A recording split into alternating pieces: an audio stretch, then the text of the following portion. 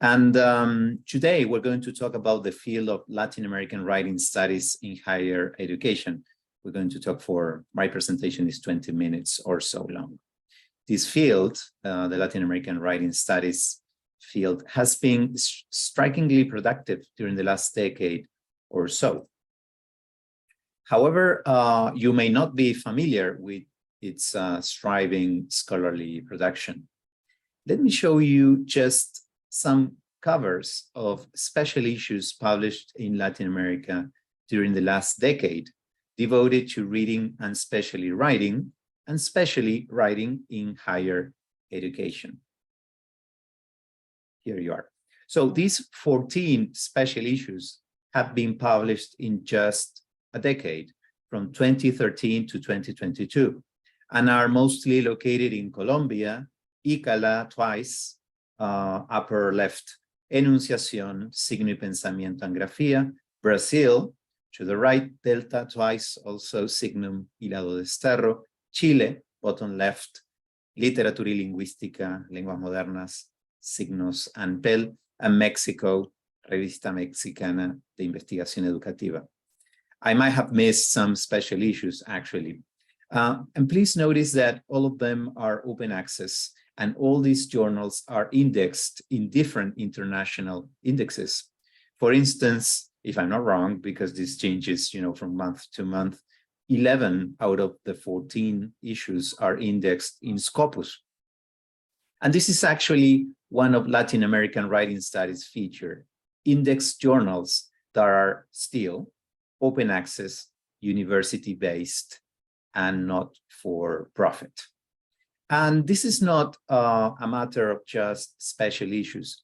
In Latin America, there are at least 3 journals entirely dedicated to reading and writing, which regularly publish scholarship on reading and writing. Revista Electrónica Leer, Escribir y Descubrir is the official venue of the Literacy Association in Latin America and is located in both the Dominican Republic and the USA. Revista Traslaciones is the official venue of the UNESCO Chair for Reading and Writing and is located in Argentina. And brand new, just released, Revista Latinoamericana de Estudios de la Escritura. This is the official venue for ALES, the Latin American Association for Writing Studies in Higher Education, and is published by the WAC Clearinghouse. So, do you think now that there is such a thing as Latin American writing studies? Well, according to Wikipedia, no, there isn't, neither in English nor in Spanish. But, as I was preparing this presentation, I thought, let's ask ChatGPT, as this is the sexiest topic everybody is crazy about these days, right? So yes, the chat box is right. There is a field, and we may call it Latin American writing studies. So artificial intelligence, ladies and gentlemen. So it's right, or is it right? Because, the following paragraphs are odd. They read, I'm going to read it. Scholars working in the field often focus on the works of specific authors, such as Gabriel García Márquez, Jorge Luis Borges, or Octavio Paz, as well as broader trends and movements in Latin American literature and culture. Well, not really. So our first lesson learned here is that there is a thriving field, but it is still not sufficiently registered in the most common popular venues we use to know more about this kind of topics. And I guess that's why we are all here today. So thanks again for coming. So who are the scholars who do research in the field? I asked ChatGPT this question too, and it found it completely impossible to give a list of any names beyond classic literature authors, who have nothing to do with this. So we need to do some research to answer it. So first, let's take a look at the field in terms of influential authors within and without Latin America. Natalia Avila-Reyes did some research on this topic around 2015. This is a publication from 2017, and identified the most influential authors. As you can see, there are authors from Latin America, such as Argentinian authors Paula Carlino, Elvira Arnoux, and Alicia Vázquez, or Chilean authors Giovanni Parodi, Juanita Marinkovic, and Marian Peronar. But there are also many non-Latin American authors, most notably Tom van Dyke, Charles Beiserman, Daniel Casani, Michael Halliday, Mikhail Bakhtin, Bereiter, Flower, and John Swales. And these authors really talk from quite different fields, different epistemologies, and different traditions. But here in Latin America, you know, they are often quoted together. Ávila Reyes goes further and explores this particular disciplinary topography. She identifies the influence of authors who are situated in rhetoric and composition.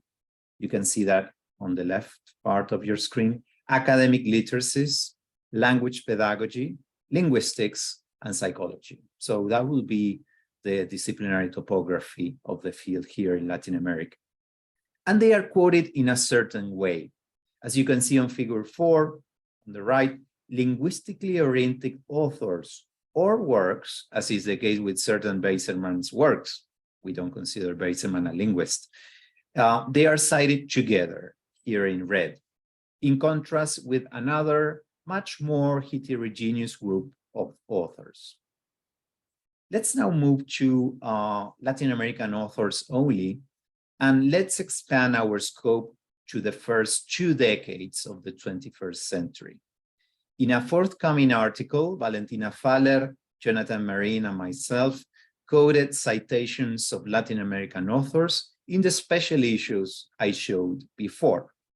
We confirmed the centrality of authors such as Parodi, Arnoux, Vázquez, and especially Carlino, but we also identified authors who have become more influential in the last decade, such as Venegas, Moyano, Motarroz, Zavala, Molina, and Natale, together with more senior authors, we might say, who are not mostly related to higher education, such as Machado, Kleiman, and Kalman from Brazil and Mexico.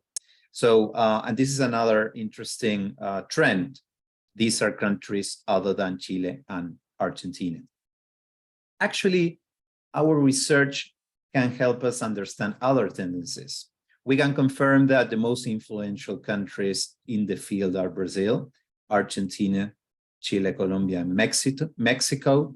The majority of influential authors write in Spanish. And we have also identified a peak in publications in the last 5 years. I think that a major finding, and it was completely unexpected, was also the influence of female authors. Women are by far the most cited, hence influential, authors in our corpus. In this figure, we can compare this tendency to reports on influential authors, not authors in general, but influential authors in the USA, where there is a more balanced situation, but still men are, surprise, more cited than women. So, and this relative influence of female and male authors in the USA was based on a famous study by Muellers from 2012.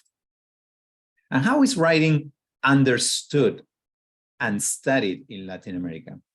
Cecilia Colombi from California and I quoted 97 articles published in special issues on reading and writing in higher education, and found that writing is conceptualized in 6 different ways in the region. As a product, with a focus on text students write; as a process, with a focus on cognitive processes that take place when writing; as learning, with a focus on learning gains mediated by writing; as practices, with a focus on what people think and value about writing and how people use writing to participate in their communities; as programs, with a focus on how institutions respond to writing instruction needs; and finally, as teaching, with a focus on how teachers teach and use writing in their classes. And we can quantify the preferences in our corpus. And we found a clear preference for studying writing together with reading as practices, as you can see, while, for example, learning and mental processes are not really that popular. This preference for studying writing practices is on the rise and has become even more popular in the last 5 years. In another study with an international team, we coded all writing-related articles, 81, published in the journals that were the most influential according to the community. We applied a survey to identify these 4 journals. First, Signo y Seña from Argentina. Second, Revista Brasileña de Lingüística Aplicada from Brazil. Third, Signos from Chile. And fourth, Lenguaje, language from Colombia. We also coded certain topics and tried to connect them to the journal's location. For example, we found that the Argentinian journal tends to publish discourse studies papers, which is consistent with the country's and journal's traditions. In contrast, the Brazilian journal focuses more on genre and digital literacy, while the Colombian journal is more focused on teaching. We also here confirmed that reading alone is not a sexy topic anymore compared to tendencies in the region in the previous decades, and that writing has been consistently the most popular topic during the last 15 years. Additionally, in the study, we confirmed that Latin American authors tend to be eclectic when it comes to theories and frameworks, a mixture of certain traditions, authors. You can see on your screen the relative frequency and their connection to certain journals of ethnography, new literacy studies, socio-discursive interactionism, related to Jean-Paul Brancard, for example, who is very popular in Brazil and Argentina, languages for specific purposes, multimodality, rhetoric, corpus linguistics, textile linguistics, cognitivism, and writing in the disciplines and across the curriculum. These categories emerge from the corpus.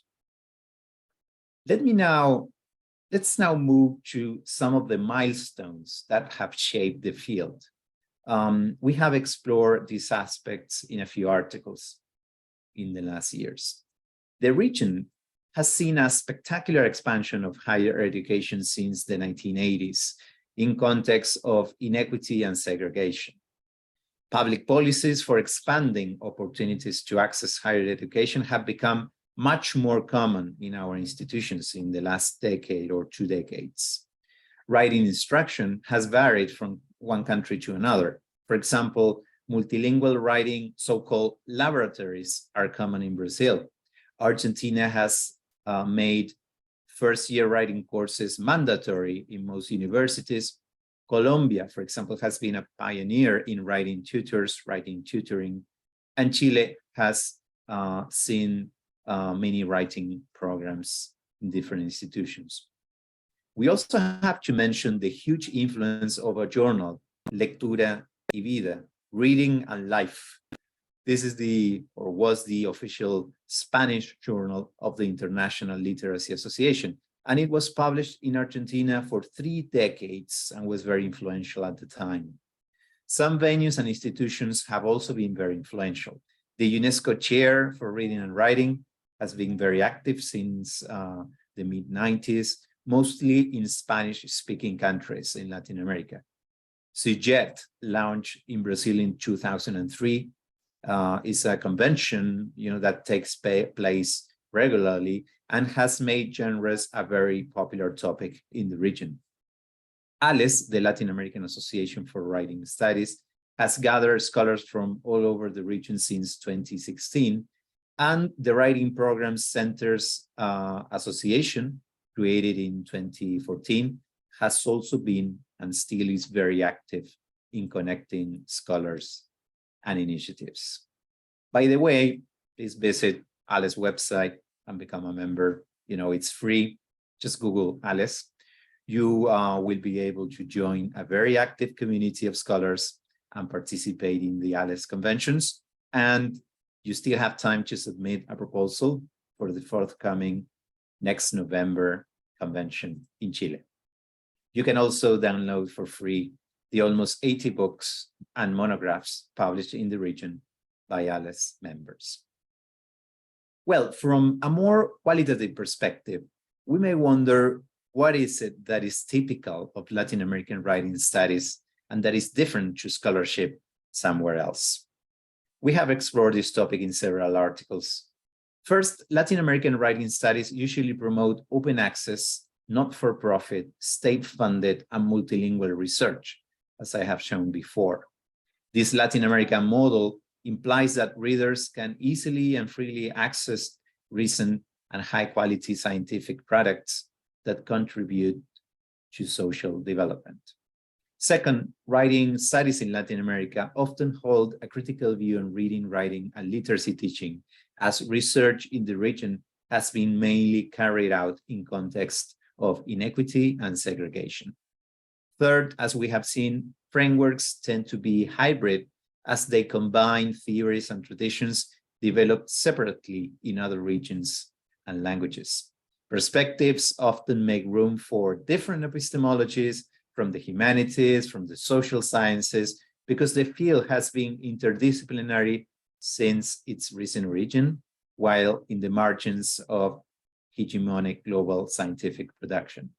The predominant lines of research currently seek the characterization of student genres features, the design and impact assessment of teaching initiatives, and the study of student writers' beliefs and literacy practices. So, as a conclusion, I have to tell you the truth. After that disappointing interchange with ChatGPT, I pressed the button Regenerate Response just once, and it got incredibly better. This is ChatGPT's second version of an answer to my question, and it reads, yes, Latin American writing studies is an academic field that focuses on the study of writing practices, pedagogies, and literacies in Latin America. This interdisciplinary field draws on theories and methods from linguistics, cultural studies, literary studies, and composition studies to investigate the ways in which writing is used, taught, and learned in different contexts and communities across Latin America. I was shocked when I read this 5 seconds after, the first answer. And I thought, well, this may be the introductory paragraph to our future Wikipedia entry. Thank you very much.